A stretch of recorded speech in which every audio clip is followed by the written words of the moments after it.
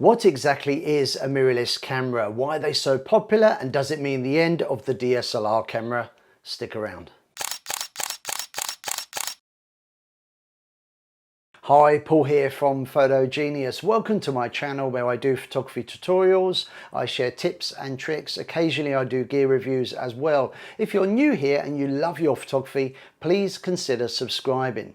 Now, the photography industry has seen massive changes over the years. We had film cameras, then along came digital cameras. We have the ability nowadays to take amazing photos with our smartphones, the camera that's always in our pockets.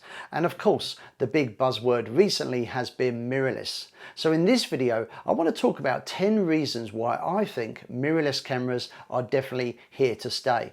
Now, to kick things off, I want to talk about the difference between a DSLR camera and a mirrorless camera. Inside all digital cameras we have a sensor. Now, for you to be able to see through the viewfinder inside a DSLR camera, you will also find a mirror and a pentaprism. Note how the mirror is in front of the sensor. Now, as light passes through the lens, it hits the mirror, which diverts the light up to the pentaprism and then out of the viewfinder.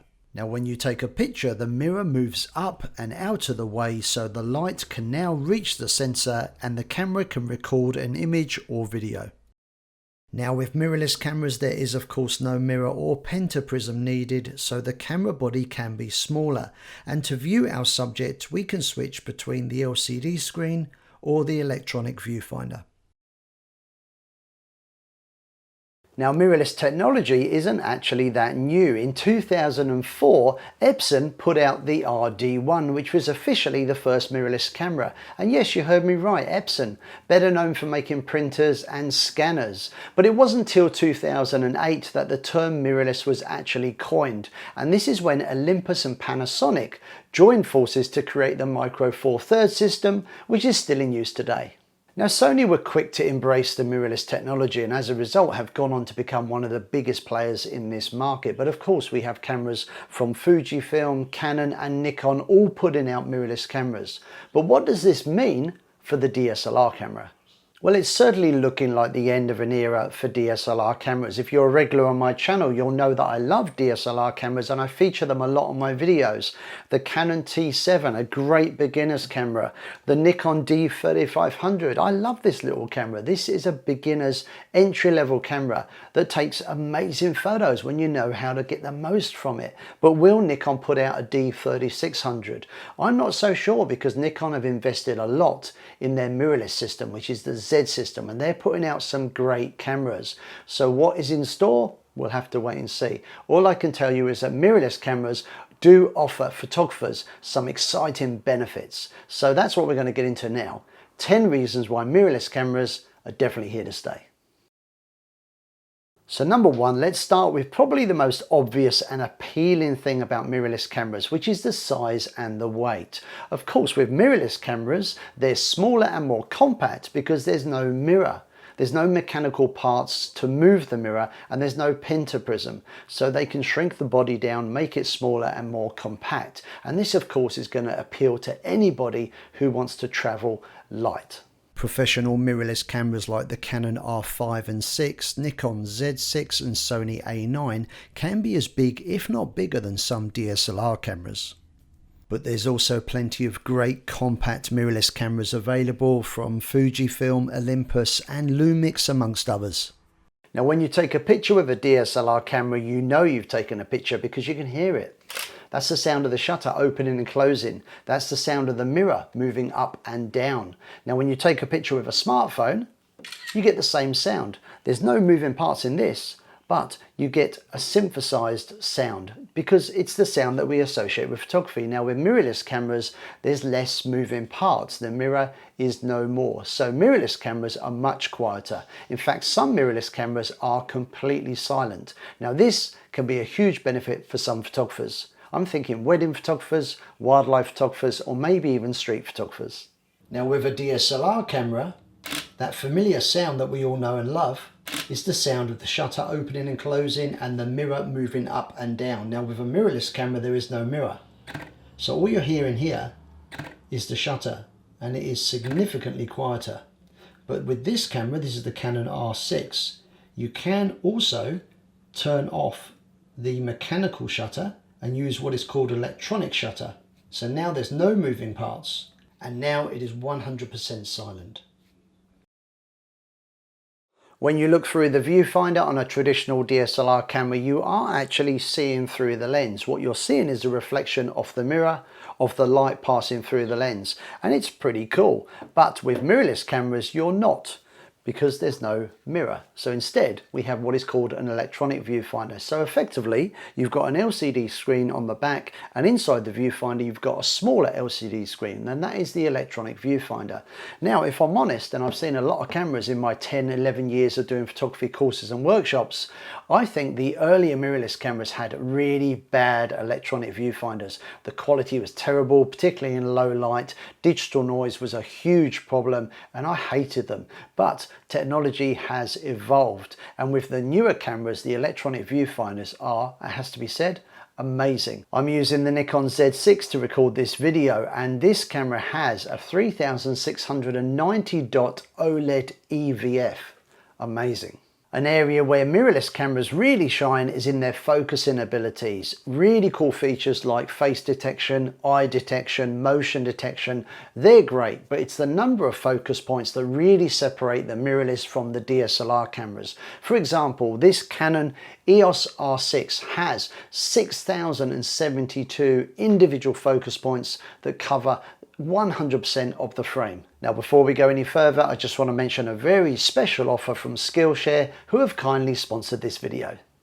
Skillshare is an online learning community for creatives, offering thousands of inspirational classes for creators and creatives alike, with topics that include design, illustration, video, photography, web design, and much, much more. Skillshare is a fun and informative way to learn new skills with no ads, and all for less than $10 a month with an annual subscription. But Skillshare have a very special offer for fans and viewers of this channel, so the first 1,000 people who click on the link in the video description will get a free trial of Skillshare Premium. Members get unlimited access to thousands of inspiring classes that include hands-on projects and even feedback from a community of millions.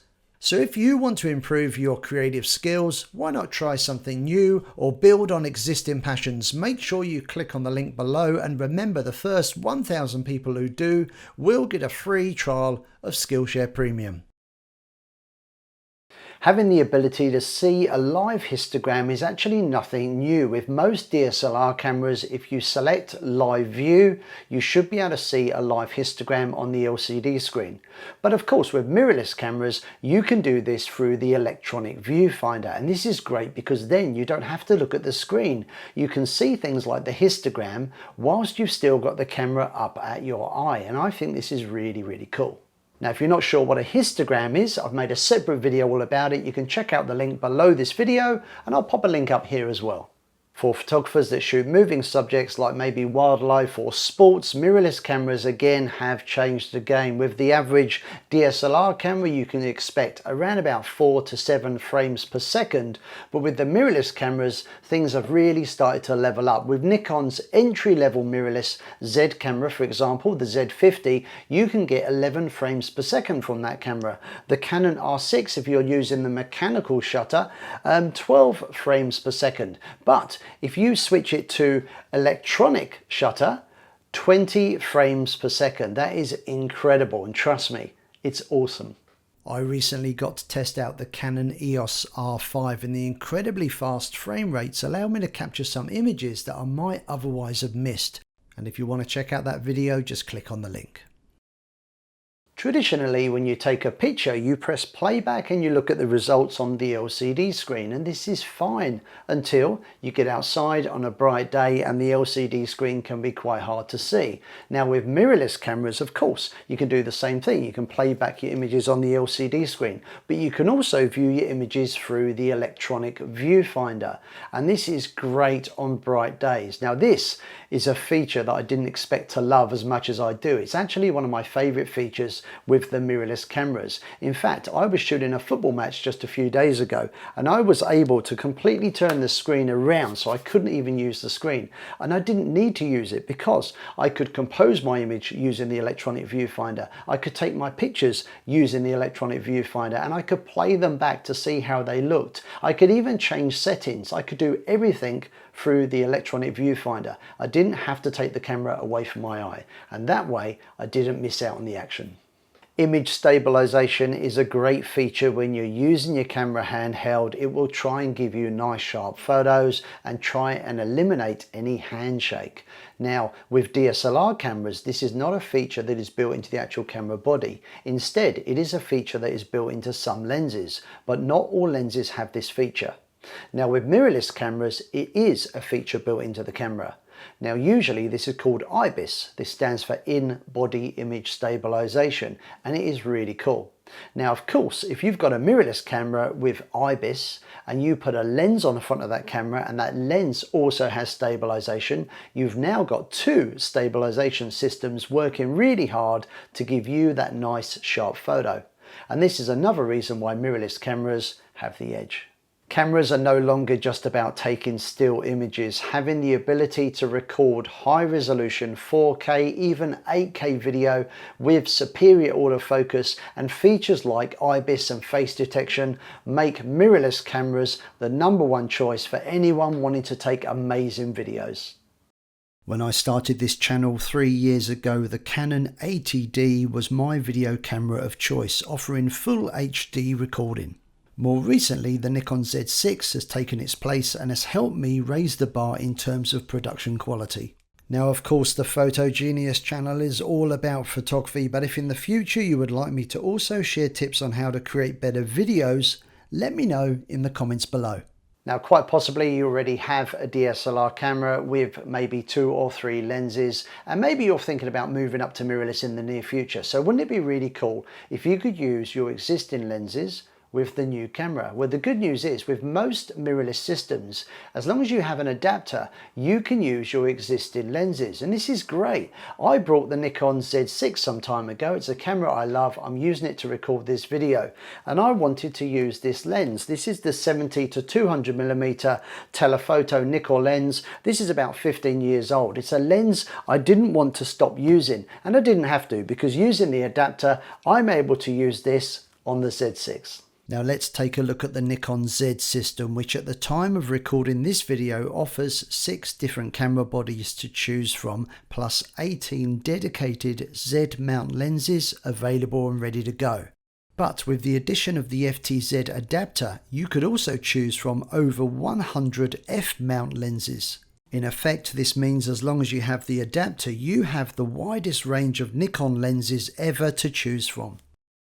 So clearly the future is mirrorless, but I'm not sure if the DSLR is going to disappear overnight. It's going to be really interesting to see what Canon and Nikon in particular do over the coming months. What are your thoughts? Do you think Canon or Nikon will release more DSLR cameras, or do you think they will shift everything to mirrorless? Are you thinking about buying a new camera, DSLR or mirrorless? Let me know your thoughts down below in the comments section. I hope you've enjoyed this video. If you did, please give us a thumbs up and consider subscribing to my channel. Once again, a big thank you to Skillshare for sponsoring this video, and I hope to see you again sometime soon. See ya. Bye.